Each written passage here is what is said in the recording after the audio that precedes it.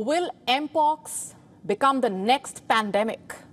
We are asking that question because the disease has reached places it was never found in before.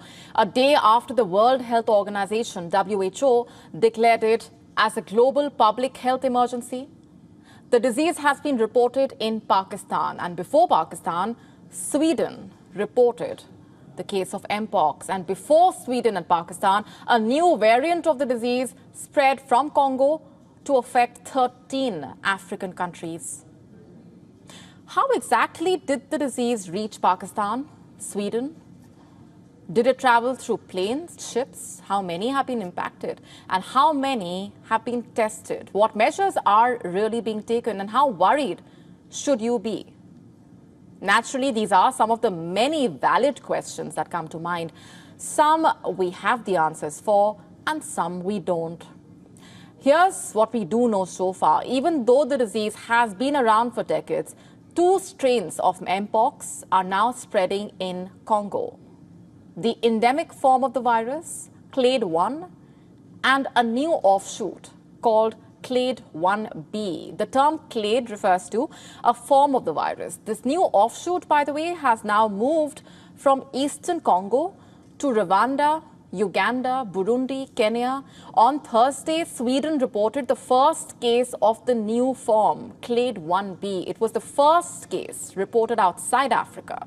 A day later, on Friday, Pakistan also confirmed a case of the Mpox virus in a patient who had returned from a Gulf country. It was unclear whether it was of the new variant or of the clade that has been spreading globally since 2022. Now, this is what we know about the patient in Pakistan, a man who returned from Saudi Arabia on the 3rd of August. He has been quarantined. His sample has been sent to the lab for confirmatory testing. The Pak authorities are reportedly on alert in view of the situation.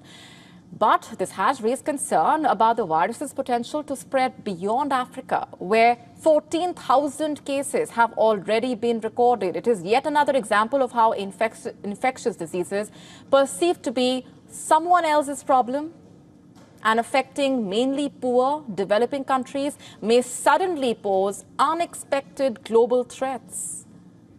History is replete with other examples of diseases that were neglected and became a threat later, including the West Nile, Zika, and chikungunya viruses.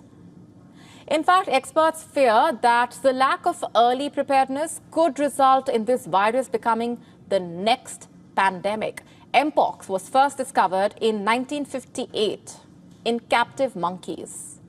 Hence, the original misnomer, monkeypox. The first human case was identified in 1970.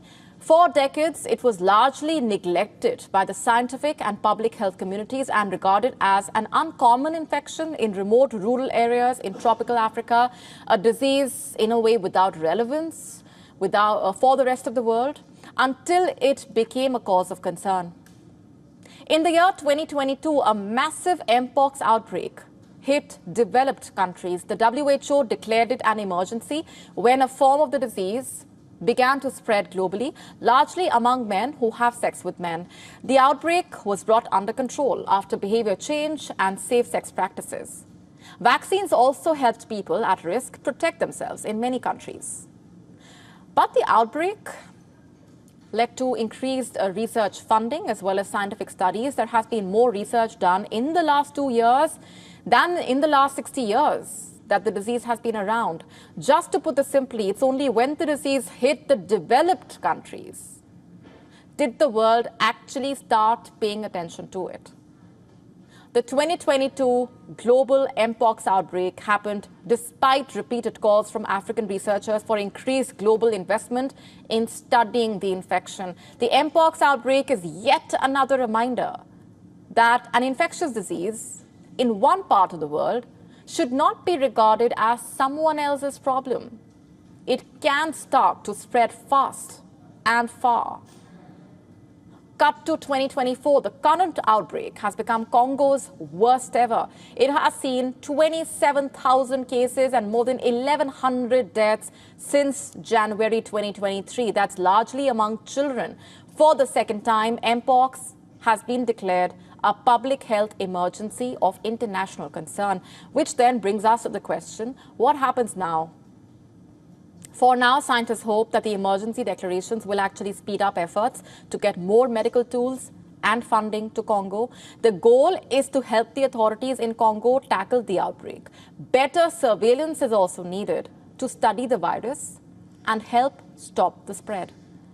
In 2022, there was huge inequity in who had access to vaccine doses.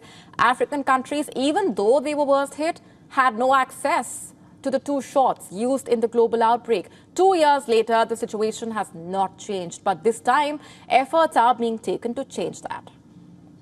On Wednesday, the WHO said that it has appealed for dose donations from countries that have them in stockpiles. Africa's Centers for Disease Control and Prevention has said that it has a plan to secure doses, but stocks are currently limited. As for how worried you should be, the answer is simple. Mpox is not COVID-19. There are tools that are proven to work to stop the spread. It does not spread as easily as COVID-19.